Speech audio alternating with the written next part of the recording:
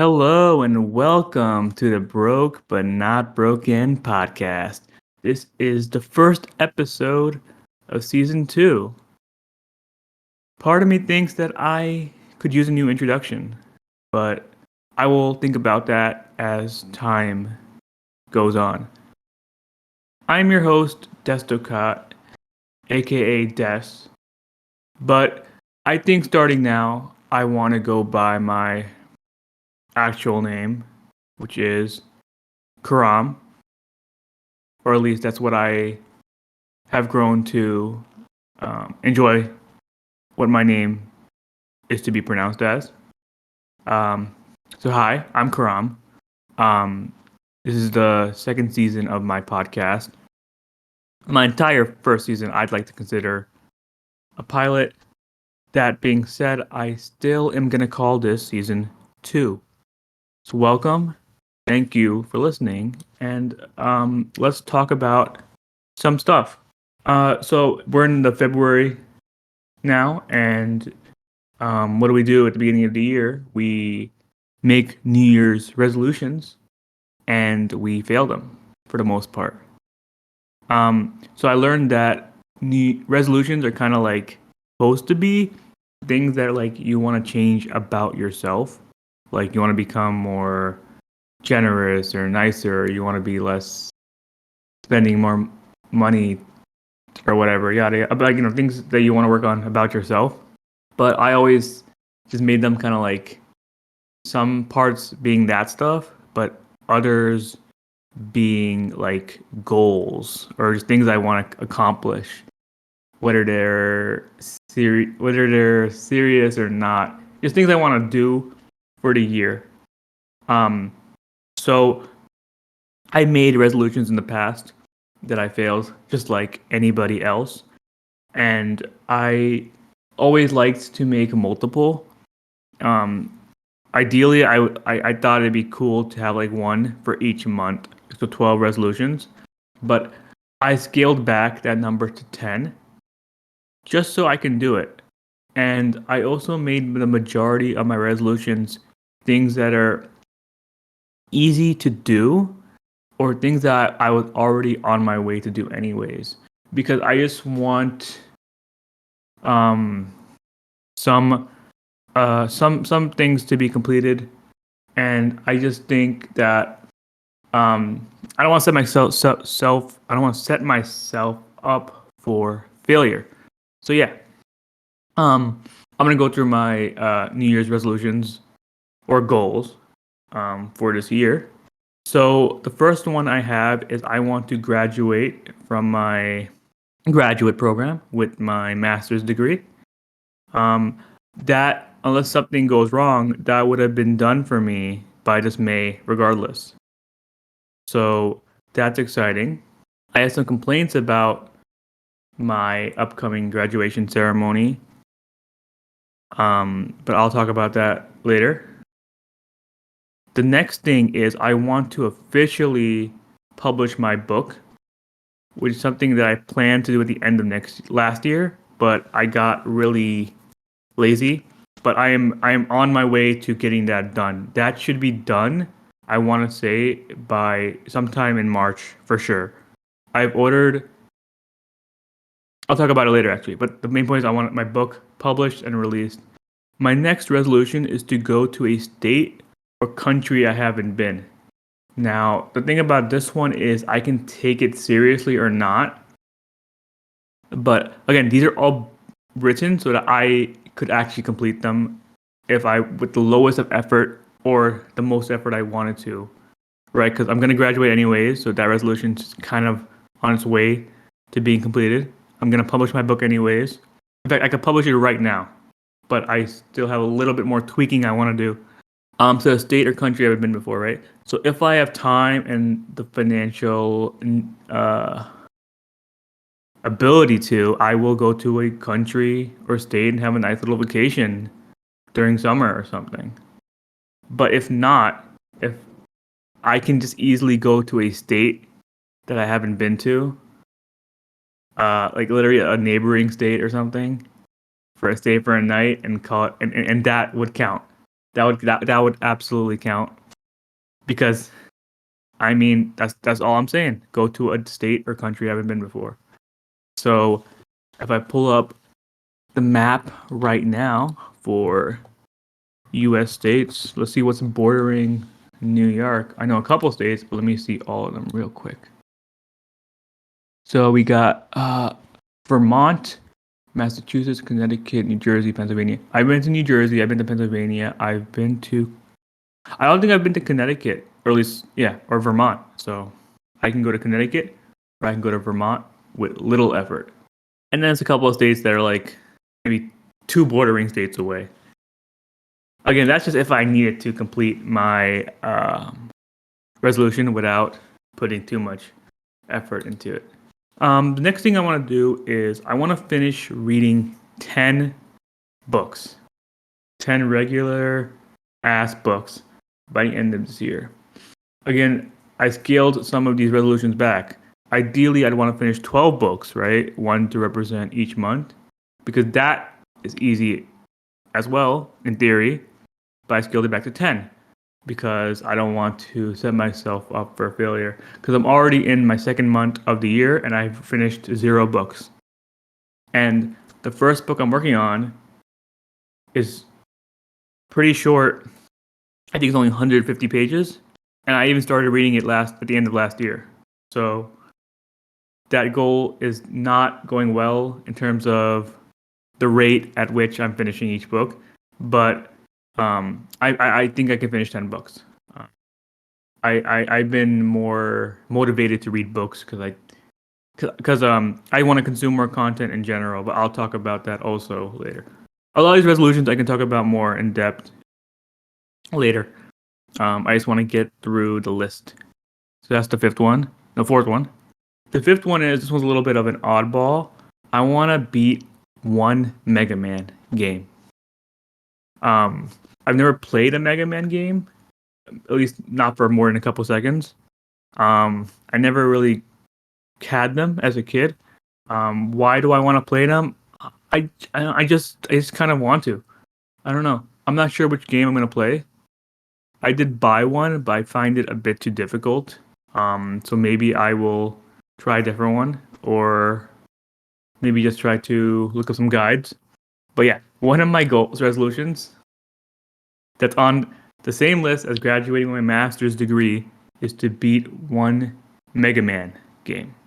My next goal, which I have been fighting with myself about for the past few weeks, is getting to 165 pounds.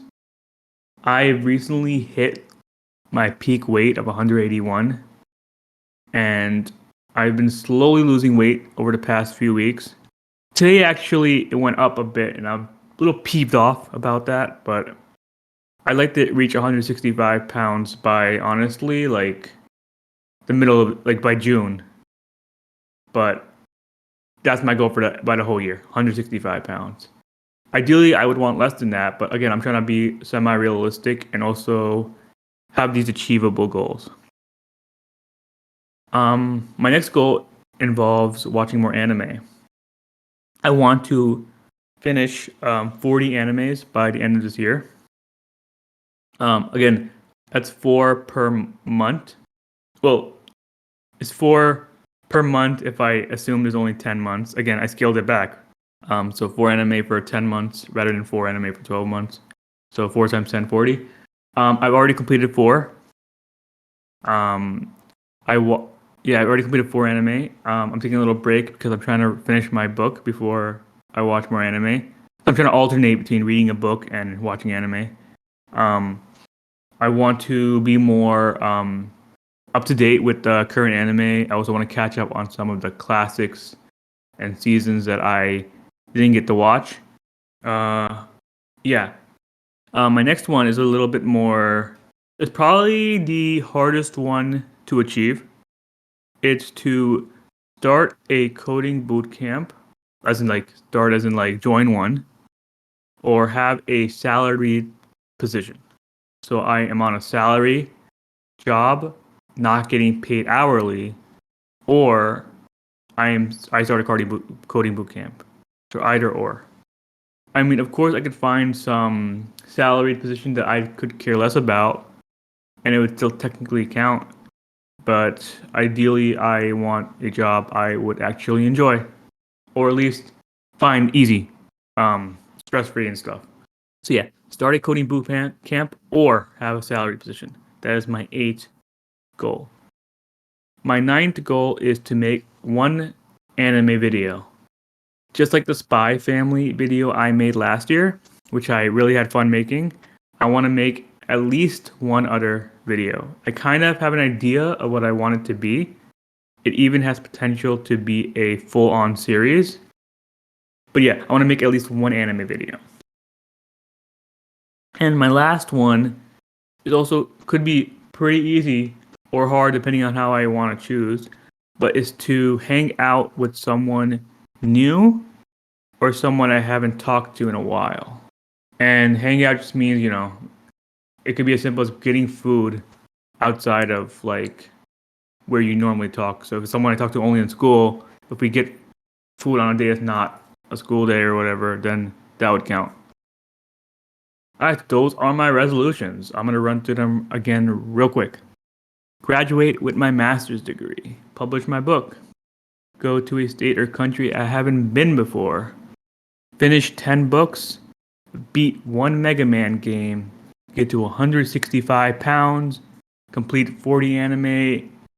Start a coding boot camp or have a salaried position. Make one anime video. And hang out with someone new or someone I haven't talked to in a while.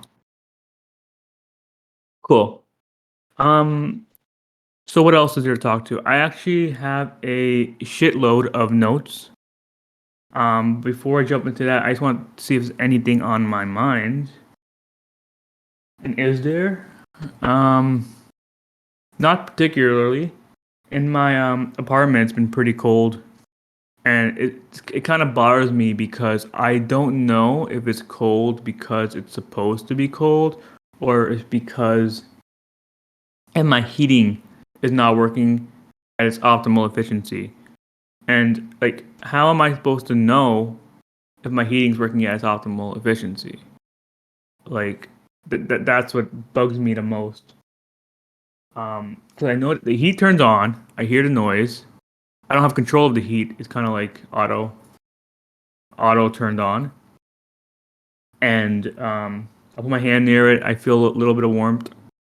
And maybe that's like the amount of heat that's supposed to come out. Maybe like that's just the way it is. But maybe also it's not working properly. Maybe I'm not getting the full heat. How I don't know, and how am I supposed to know? It's like if you get a pair of speakers and you blast to max volume, you'll assume that's the max volume the speakers can be. But what if you have faulty speakers and it's actually supposed to be like double that sound? Like, how are you supposed to know unless you I don't know, you buy another pair, or you know someone else who has the same pair of speakers? Yeah, that's just it's cold. It's cold. I wear socks every night, and I'm just trying to power through until it gets to springtime. Hopefully, it'll be a little bit warmer. Um, Besides that, it's been all right, temperature wise. No snow this year. At least I don't think so. Or no, like real snow at least. Um, I like snow. I think people complain too much when there's snow. I think people complain too much in New York when there's like a couple inches of snow, and I'm just like, it doesn't affect anything, Like, you're just complaining to complain. Like, you're a human being. Like, you should be able to be yeah, yes, we're fragile, I guess, like against like a car head on. But like, if you like, you can't like, people who complain about a couple inches of snow, like, really irk me amongst many other things. It's like, like, go to school. It's like 5 inches of snow is whatever. Buy boots or get some decent sneakers. Just go. It's not a big deal. Icy floors, I understand a bit. You're gonna slip and fall. But like just regular snow is like whatever. Same thing with rain. People complain too much. People don't want to go outside when it rains. Like it's silly. Of course, heavy rains, sure, but like it's just like I don't know. I feel like life's too short to complain about weather when you want to do something and then you let it stop you. That's just my opinion for what it's worth, if it is worth anything. What do I want else do I want to talk about? Yesterday I saw a movie. I saw the movie that I've been wanting to see for a little bit. It's the new M Night Shyamalan movie, Knock at the Cabin. And I guess to put it simply, I thought the movie was eh. If you were also thinking about checking out this movie, I would say save your money. It's not bad. It's not a bad movie. It was just kind of like anticlimactic, if I'm using that word right. Anticlimactic, causing disappointment at the end of an exciting or impressive series of events. I wouldn't say it's caused disappointment. I guess it's just more of the fact that it was not the premise was interesting, but the ending was just like okay, issue or story resolved, plot resolved. I'm gonna spoil the movie, um, right now. So if you don't want spoilers, don't listen for a bit. Um, Knock at the Cabin. It's a movie based on a book called Cabin at the End of the World. I want to say Cabin at the End. Yeah, The Cabin at the End of the World by Paul G. Tremblay. Um, Knock at the Cabin is a movie based on that, directed by M. Night Shyamalan, who is whose movies are usually like rated good or bad, like they're completely one-sided. He always tends to add a little twist at the end of his movies, which are very polarizing to his viewers. A lot of people like his stuff because at least he's trying something new. Anyways, Knock at the Cabin. Here's the premise: a a gay couple, two dads. I'm mentioning that because it's kind of important. And their adopted daughter are staying at a vacation in a cabin in Pennsylvania. Okay, then they're approached by four strangers. Four strangers, where one of them's like a really big, intimidating guy, played by Dave Bautista, who is a wrestler. And it's kind of one of the reasons I want to see it. Oh, and one of the four guys also Rupert Grint, aka Ron Weasley, who I talked about before um, when I was talking about Servant show last year, which I'm still watching, by the way. Anyways, these four people, they knock at the cabin, and they give the premise to this family, and they're saying, "Hey, you guys need to choose one of y'all to sacrifice, aka kill, in order to stop the apocalypse, aka the end of the world." And of course, they don't believe this at all. Um, so one by one, these four guys they die in front of them, and then they keep showing them the news on TV and like how the world is getting destroyed. And one of the dads, he's like super super skeptical, and he just keeps trying to convince everybody like, don't believe any of this. It's all bullshit. It's all timed. It's all planned. These people are just crazy, loony. And there's elements of like them feeling like they're targeted because they're a homosexual couple, but the four people they claim they didn't even know that until they met them, and they all had the same vision that they had to come to this family and have one of them being sacrificed on their own will. Yada yada yada. The four people kind of represent the four horsemen of the apocalypse. The first one dies, and the second one dies in front of them. Okay, then the third one dies by accident, but it still counts. And then you hear after the third person dies, when they turn on the news, it shows like planes are falling from the sky. It's like a lot more supernatural disasters are happening. Whereas in the beginning, it was just stuff like, oh, flooding and earthquakes, stuff that could be just coincidences. But then it's like airplanes are falling out of the sky and like other stuff. And then the other dad, who's not as skeptical, he's slowly like, I guess he's more sensitive and emotional, so he's slowly like, um, slowly like, being slightly, he's questioning if it really is like the apocalypse happening. And um, so what does he do? He, after the fourth guy kills himself, he says to them, "You guys have about 5 minutes to choose, otherwise the world will end." Again, the entire movie is taking place in this cabin, so part of the skepticality of the family is that they don't really know what's going on unless they go outside.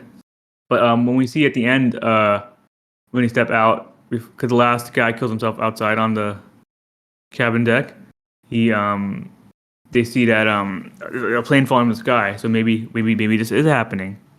So they're in the cabin. They tell their kid to go hide in the treehouse while they do something. And the more emotional dad, he's like, I think we need to do this. So kill me. So then basically, he ends up killing him. And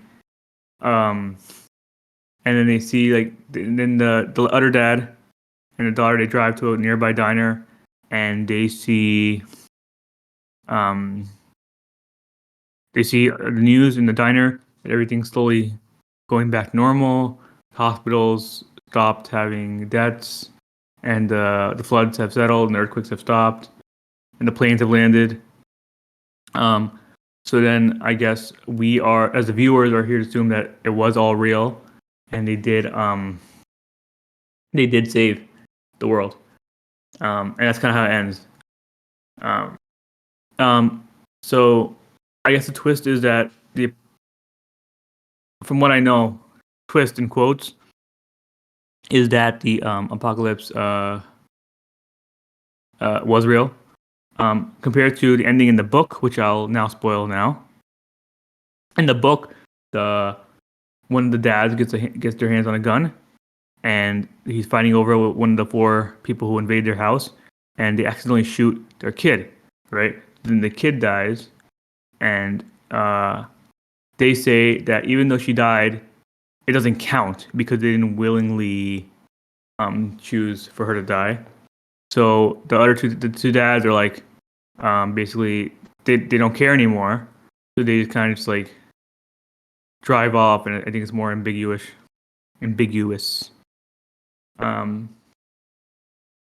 So yeah, the idea of the movie sounded really interesting. Like the world's ending, you gotta sacrifice somebody, but no one will ever make the decision, especially if strangers come to you and say so, because you'll not believe it, and even if you do believe it, you can't kill your own family, remember, willingly, even to save everybody else, especially if it's almost impossible to believe that. But I don't know, the endings felt kind of flat for me. It's kind of like, okay, at the end they decided to kill one of them anyways, and then they kind of drive off. Yeah, so that's Knock at the Cabin. Very okay movie. Would not recommend paying to see it. Probably a fun movie to watch at home, for sure though. Let's see here. What else? I want to talk about some segments that I'm thinking about doing with this podcast. I might just do it the way I have been doing it, where I just talk about things at random and not talk about the same things every week. And by same things, I mean like, okay, every week I'll talk about a movie, or every week I'll talk about, here's the anime time, or here's the TV shows time, or here's the whatever. But one thing I might want to add is something I want to call like, the name's being worked on, but it's called like Hater's Corner, right? I'm kind of a bitter person, and I can hate on a lot of things very easily. Not something I like about myself, but I might find entertainment with. Um, so maybe I was thinking about having a little section called Haters Corner, where I dedicate a couple minutes to complain about something that's just been on my mind or something I just dislike in general. Um, I thought that could be fun. Um, let's see. Making it to 30 minutes was pretty hard, but I'm almost actually there. I'm about 3 minutes away. So let's just talk about something super simple. Um, I want to talk about mason jars. I just think that mason jars, if you don't know, Google a picture. I think mason jars are pretty cool aesthetically. Um, you can use them to put like, leftover uh, flour, sugar, or nuts or stuff. Um, or you can use it to like make like a drink, like you can make an iced coffee drink in the mason jar. It seals nicely, and you just shake it up, and then you have a nice. You put ice cubes in there, you shake it up, you have a nice cold beverage in a nicely sized glass, and it's also has a lid on it, so you can store it away. I don't know. I think they look nice. I think they're so versatile. I think if you get a nice size one, you can use it for like anything and everything. So yeah, I just say thumbs up to mason jars. I feel like I was supposed to have a lot more to say about mason jars, but I'm just trying to talk about something small. Um, I like how, at least the mason jars I have is once you take the lid off, it has like a nice like a top piece.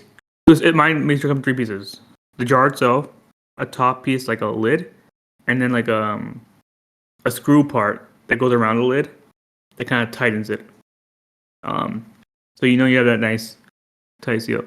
And I don't know, just put like drinking out of a mason jar is nice because you're drinking out of a glass, and drinking out of glass is superior to drinking out of a plastic, always. So yeah, mason jars are cool, and my resolutions are being worked on. None of them have been completed so far. Knock at the Cabin was an alright movie. And I'd like to leave off this podcast with a song. So the song I want to leave here is called Emergency Contact. It's a song by Pierce DeVale on their new album, The Jaws of Life. I never listened to their music before, but from what I have read is that this is Pierce DeVale's weakest album in terms of what's expected of them. They're more of a loud, screaming band, which little or none is really shown on this album.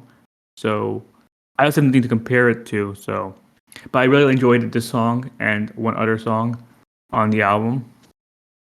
So yeah, Emergency Contact by Pierce DeVale on their new album, The Jaws of Life. So that song I'm gonna have at the end of this podcast. So stay tuned for that. Again, only on Spotify.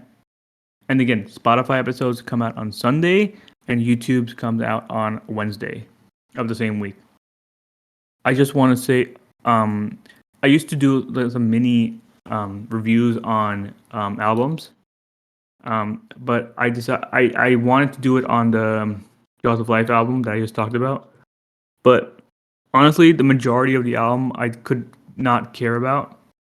So, if I give it like a weak rating, like this, I didn't even calculate the rating, but I know it'd be less than like 5 out of 10. I think it's not worth discussing. Because I want to talk about albums that I like. So yeah, at least in terms of the album, I'm gonna play again "Emergency Contact" by Pierce DeVale on their new album "Jaws of Life" at the end of this podcast. And if you have time, also check out this other song called "Death of an Executioner" on that album as well. Those are also good songs, in my opinion. All right, that's a wrap. That's the first episode of season 2. Um, thank you for listening, and have a good one.